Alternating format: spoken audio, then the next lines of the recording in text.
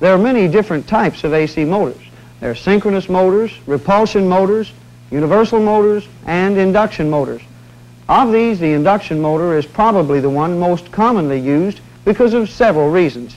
Its simplicity of construction, its relative low cost, and its ruggedness.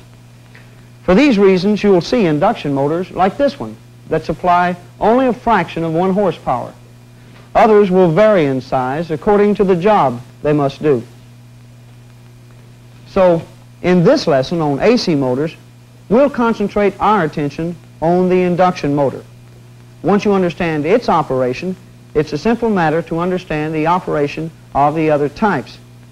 Now, to begin our examination of the induction motor, let's take a look at how it's put together, its physical construction. Oh, don't worry about your TVI guide for a while. We'll fill it out during the review, after we finish the discussion. Bob? Okay. This is a typical induction motor disassembled. Now, as we've said, it's very, very simple. We have the 2 end bells, the stator field windings, and the rotor. Now, let's take a look at these end bells. The end bells are used to house the bearings or the mounting devices that hold the rotor shaft in place.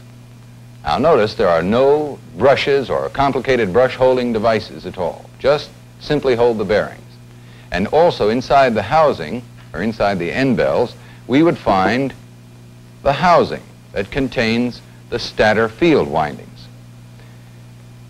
Now, notice the simplicity of construction. We have the stator field windings, the iron core. Very, very rugged and very simple. Inside the stator field windings, the rotor. Let's take a look at this rotor. All right, the rotor has no commutator, no slip rings, and no wire windings. It doesn't look at all like the rotor used in DC motors, does it? Not at all. Now, this particular rotor design is called the squirrel cage rotor because it resembles the exercise cages used for pet squirrels. And like the squirrel cage, the rotor is very simple to construct. Simplicity of construction, which of course leads to lower cost of manufacture and a very rugged design, makes the induction motor a very popular one. There are no wires on the rotor to burn out, no brushes to wear, no commutator to get scratched or pitted. All in all, a pretty good motor. Of course, it's not perfect for every application. It does have certain limitations. But even so, it's used quite extensively. Now, there are several types of induction motors, but they all operate on the same basic principle. The same basic principle which can be illustrated like this. Okay, what we have here is a cardboard disc, and on the disc we have, it's mounted on a pivot, by the way, so that we can spin it, and we have 2 permanent magnets glued to the disc. Thus, if we spin the disc, we have a rotating magnetic field. Now, the principle we want to show you here is that if we take another magnet, such as this compass needle, and put it on the pivot, in other words, so it's free to rotate, and we spin the cardboard disc, we have a rotating magnetic field. Now, you'll notice that the compass needle picks up the rotation of the rotating magnetic field, tries to align with it. Now, this is an extremely important principle. Let me show you that again. We have a rotating magnetic field. We have a compass needle. Look at it pick up the rotation of the rotating magnetic field. As it tries to align with the field, it begins to rotate. Now, this principle is the one that makes the AC motor operate. In the induction motor, the moving or the rotating magnetic field is supplied by the stator field windings. Right. And the rotor follows this field movement because it becomes an electromagnet. In other words, when current is applied properly to these windings, a magnetic field is generated that rotates about the housing. Now, the field windings do not move themselves, and this rotor is not a permanent magnet. But watch what happens when the rotor is placed inside the field windings. And the power is applied. The rotor rotates. Now, it's not physically connected to the field windings in any way, but it does rotate. Why? Simply because the field windings are providing a rotating magnetic field that induces a voltage into the rotor that causes current to flow, and the rotor becomes an electromagnet. And once it's magnetized, it's got to follow the rotating magnetic field, just like the compass needle did. Right. Now, Bob, we should point out that this rotor is not the correct size for this motor. No, it's a little smaller than the one that belongs in here. Well, we've used a smaller rotor to emphasize the fact that there is no physical connection between the rotor and the field windings. Actually, there are two major points to discuss in order to understand how the induction motor operates. First, we must have a rotating magnetic field produced by the stator windings. And second, we must cause the rotor to become an electromagnet. So let's first determine how we can produce a rotating magnetic field. Okay, coming up. Now, these four coils represent the stator windings of the induction motor. Actually, they're wound to act like solenoids for this demonstration. And we made them out of a deflection yoke from an old television set. Of course, the stator windings in the induction motor are not made exactly like this, but the magnetic field produced is essentially the same. Now, this switch on the bottom will allow us to apply certain voltages with certain polarities to these coils. And on this chart, we'll show these polarities during each increment of time.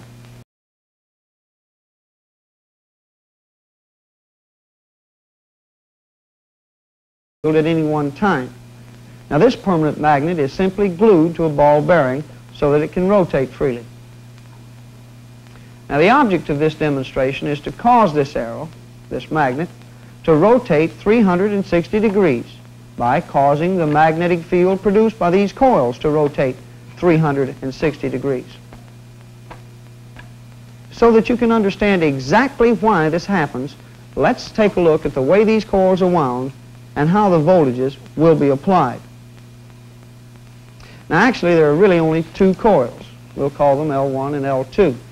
Now, L1 was wound something like you see it, and then the core was cut in the middle and stretched apart. Now, it's still one coil, but now it's got a gap in the middle. L2, the other coil, was constructed in the same way. Now, L2 will supply a horizontal magnetic field, and L1 will supply a vertical magnetic field. So if we supply voltage to just L1, we'll of course cause a vertical magnetic field. Like this. And the field lines up like this.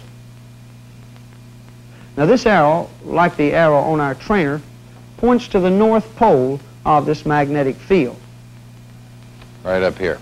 And right here, Tom, we should point out that you can apply the left-hand rule and determine the magnetic polarity of these coils.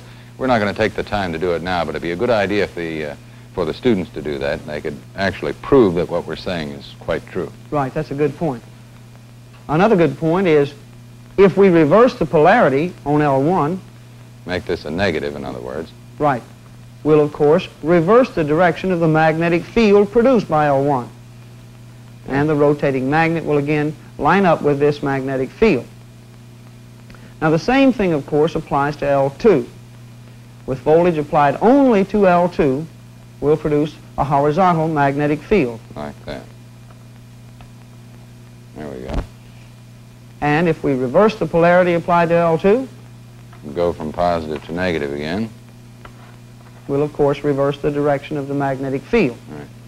Now, from this, you should see that we can already produce four magnetic field directions: up, down, left, and right, simply by supplying the proper polarity of voltage to each coil.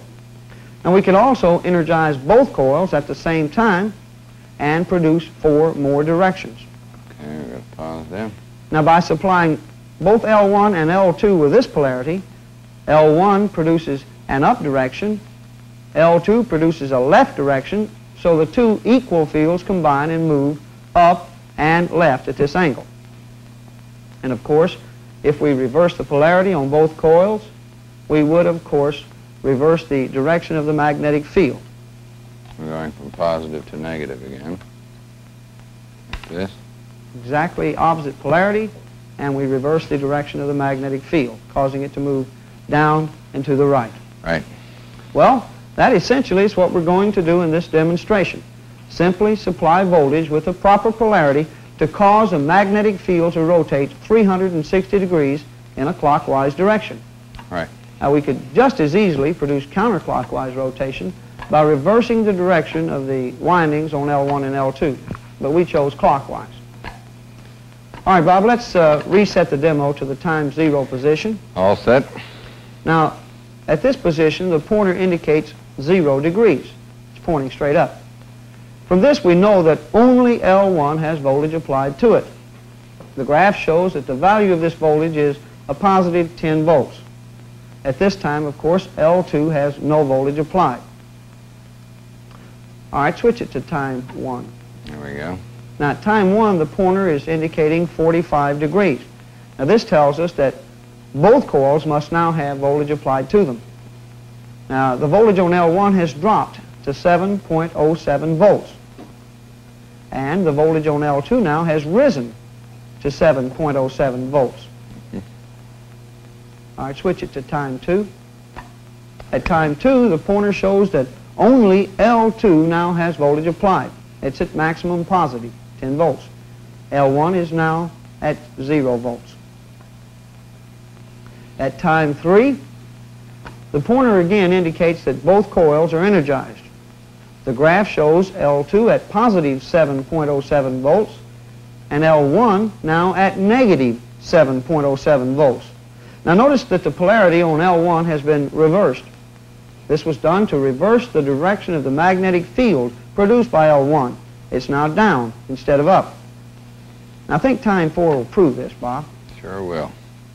Now only L1 has voltage applied, and of course it's negative 10 volts. Now see the difference between time 4 and time 0.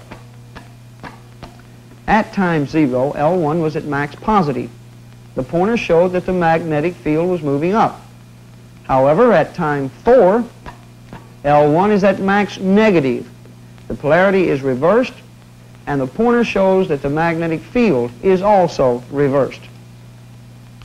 Okay, Bob, switch it to time 5. Now, once again, the pointer shows that both coils are energized. Now, notice that we also have reversed the polarity of voltage applied to L2.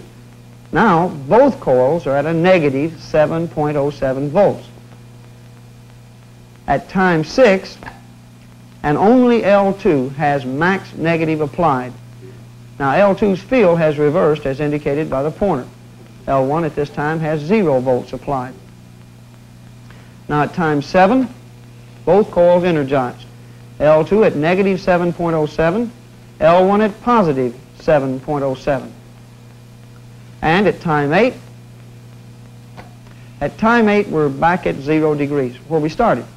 And our voltages and polarities are also at the same values we started with. L2 is at 0 volts, L1 is at max positive. So we have rotated the magnetic field 360 degrees. But we used DC voltages to do it. And this is supposed to be an AC motor. Well, look at the graph of the DC voltages that we used to produce 1 revolution of the magnetic field. Here are the voltages applied to L1. And here, the voltages applied to L2. Look familiar? They sure do. If we connect all the voltages applied to L1 and all the voltages applied to L2, we find that we have 2 AC voltages that are 90 degrees out of phase. Well, that's why we use 10 volts and 7.07 volts. Now, 10 volts is the peak voltage of these AC sine waves. When we divide the sine waves into 45-degree segments of time, we see that these points are exactly 7.07 volts.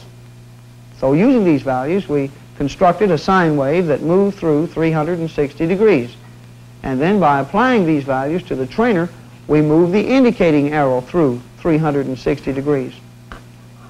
The important point for you to remember is that 2 out-of-phase AC voltages will cause the magnetic field to rotate just like the DC voltages.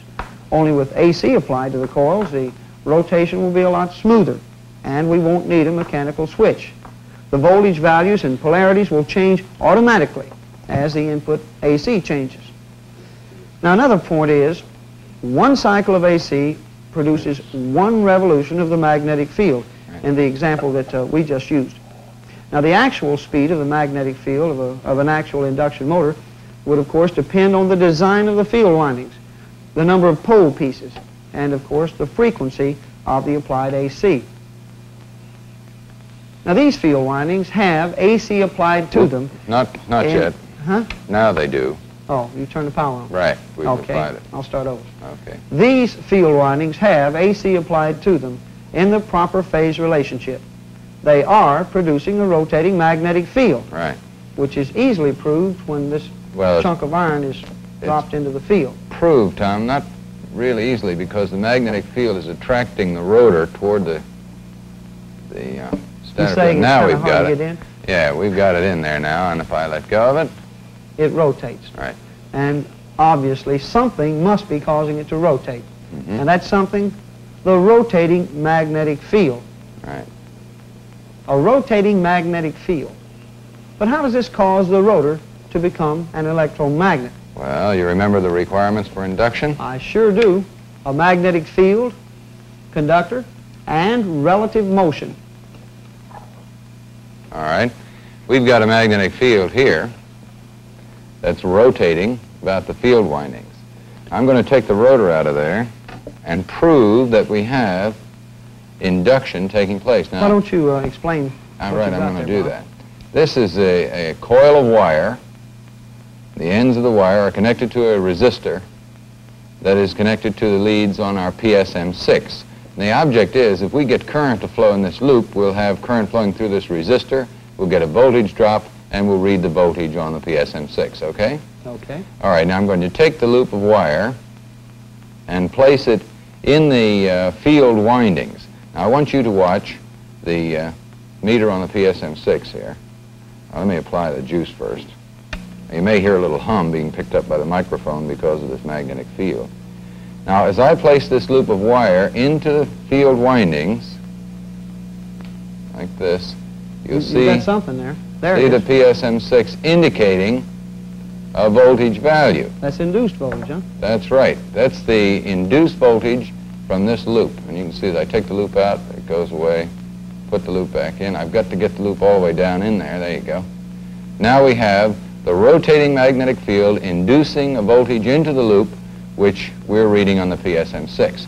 Now the important thing to realize here is that once we get current flowing in this loop, once we get a current flow in this loop of wire, we have a magnetic field established about the loop. Now this means that we'll exhibit a north pole on one side and a south pole on the other. Or in other words, we have magnetized the loop. Made right? it an electromagnet. An electromagnet, right. Now actually, the rotor is the same thing, or almost the same thing. And a rotor is made in a very, very similar way. Instead of using windings of wire, however, we use conducting ring on this end, conducting ring on this end, and they're joined together by conducting bars, these little white lines. And the reason I say conducting, sometimes they're made of copper, sometimes aluminum. This one happens to be aluminum. Now, current, as the rotating field goes around this rotor, current is caused to flow in the rotor, which sets up a magnetic field, and the rotor develops a north and a south pole. Now, once we magnetize the rotor, it has got to follow the rotating magnetic field, as you've already seen, just like that. Okay? That's it. The rotor follows the rotating magnetic field as soon as it becomes an electromagnet. Same thing that occurred with our little demo, the permanent magnets on the card with the compass needle. You should point out, Bob, that the rotor also has a core made of... Right. Now, the rotor is a little different than the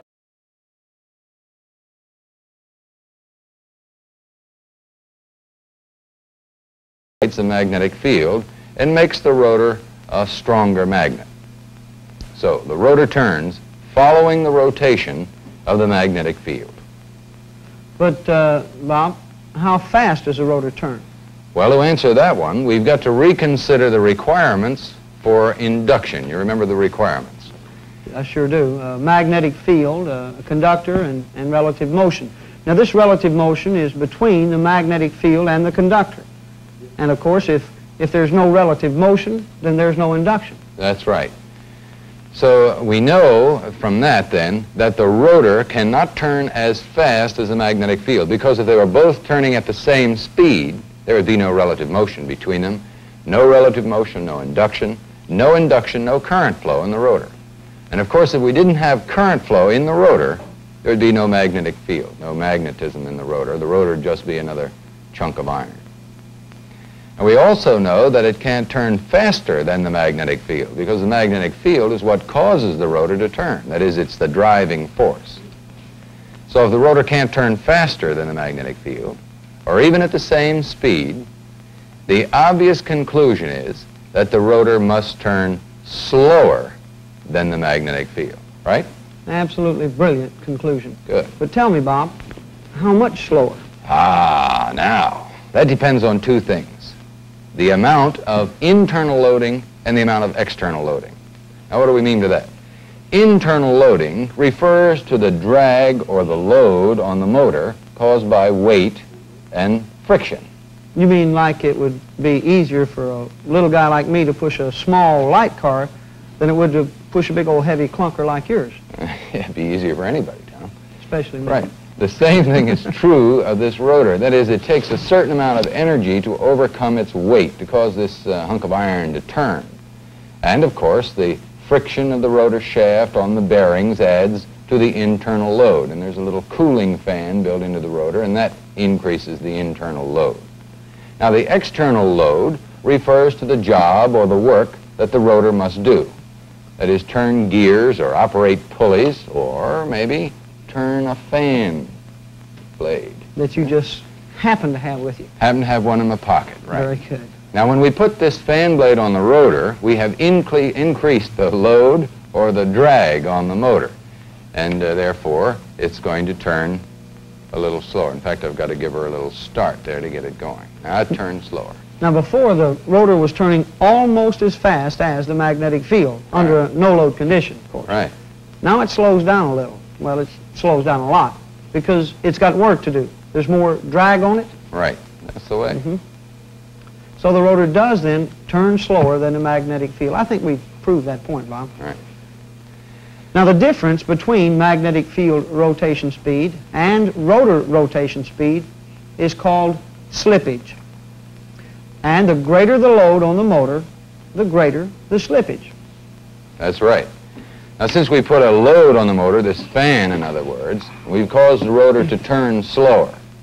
Well, how do we generate enough energy to keep that rotor turning? That's a very good question, Bob, and I hope you've got a good answer. Ah, we do.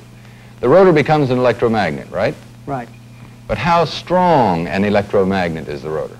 How strong should it be? It should be just strong enough to do the job, in this case, to keep the fan blade turning. The strength of the electromagnet is determined by the amount of current that flows through the conductors of the rotor. The more current, the stronger the magnet, and so therefore the current in the rotor is determined by induction. I've heard that somewhere before, induction. Mm-hmm. Well, we know that the magnetic field strength is at some fixed level, depending on the applied voltage. And we know the number of conductors in the rotor is also fixed. So the only variable factor that could affect the amount of induction is the relative motion between the magnetic field and the rotor. Is that right? Exactly. So if we increase the relative motion, we increase the rate or the frequency at which the conductors are cut by the flux lines of the rotating field. The greater the frequency of cutting, the more the current in the rotor, and the stronger the magnet. Now, that's why the rotor can continue to turn the fan. The load of the fan causes the rotor to slow down, just as I can do with my finger here. I can cause the rotor to turn slower. Now, as it slows down, the slippage increases. And the frequency at which the conductors of the rotor are cut by the rotating flux lines increases. More current flows. The magnet becomes stronger and compensates for the increased load. Now, there's a limit to this. I thought there would be. For example, if I make the load on the motor too great, as I'm doing here with my fingers, it stops. But the magnetic field is still zipping around there, right? Right, nothing slowed it down. No. So the frequency of cutting has gone way up. Now, from this, you might think that the current in the rotor, when I've got it stopped like this, has also gone way up. But that's not so. Look at this. As the frequency of cutting, which is F in this formula, as the frequency of cutting goes up, X sub L, the inductive reactance of the rotor, also goes up or increases. Now we know if the reactance of the rotor increases, then of course the current in the rotor is going to have to decrease. Right. So at this high frequency of cutting, that is when I've got it stopped, I'm holding it stopped, the reactance of the rotor becomes large enough to limit the amount of current flowing in the rotor's conductors. So too great a load will stop the rotor by increasing its reactance to a point where the current decreases. And of course, as the current decreases, the strength of the electromagnetic field decreases, the motor can no longer do its job, and it stops. Now actually, trying to operate a motor with too great a load on it will result in damage to the motor. And of course, that's why motors are rated for different loads. That's very logical. Okay? Now this curve, which is known as a torque curve, will give you some idea of the relationship between rotor rotation speed, magnetic field rotation speed, and the turning force or torque generated by the motor. Now with no load on the motor, the speed of the rotor is almost equal to the speed of the magnetic field. There's not all that much holding it back.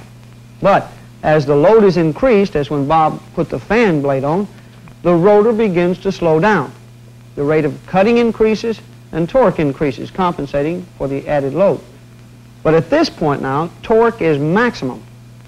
Now, if the load is increased any more, as when Bob held it with his fingers, the rotor, of course, must slow down. The frequency of cutting goes way up to the point where the inductive reactance becomes large enough now to start limiting the current flow in the rotor. The strength of the electromagnet decreases, torque decreases. The motor stops and begins to overheat. Now, if left in this condition, of course, the motor will be damaged. Now, the point on this curve where the motor is designed to operate is just about, just about here. Right. Now, this allows the load to change slightly without upsetting the stability of the motor. Right. Okay, so the rotating magnetic field then induces a voltage into the conductors of the rotor, causing it to become an electromagnet. It exhibits a north and a south pole. The rotor turns at some speed determined by the load, both internal and external load. Now the difference in speed between the rotor and the magnetic field is called slippage. All right? That is the AC induction motor. Very good, Bob. Now to summarize, let's complete the TVI guide. Okay, I'll take item 1, which asks you to identify the major parts of the induction motor. A, the end bells. Remember, they just hold the bearings for the motor. B is the housing and the stator windings. Very simple and very rugged. And C, of course, is the rotor. Right now. There are no slip rings or wire windings. And of course, overall construction is very simple, very rugged. Okay, item 2. Very good. I'll take this one. The basic principle of operation of the AC induction motor is conductors placed in a rotating magnetic field will become magnetized, and if allowed to rotate, will follow the moving magnetic field, as the rotor is doing in this case. Right. All right, take number 3, Bob. Okay.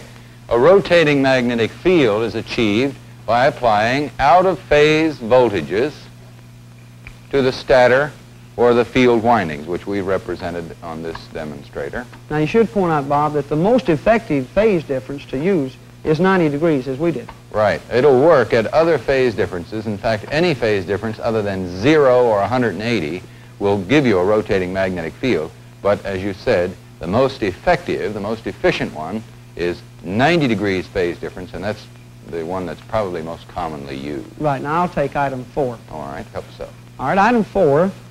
The rotor acts like a magnet. Well, it actually becomes an electromagnet and follows the rotating magnetic field because of induction. Okay, and we proved that with this little loop of wire, the resistor and the PSM6. We put the loop in the field windings, and the PSM6 showed us that we did have a voltage induced into the loop, causing current to flow. Once we had current to flow, we know that the loop had to become magnetized and exhibit a north and a south pole. And once we get it magnetized, it has got to follow the rotating magnetic field. Which brings us to item 5, which I believe you can have. Exactly.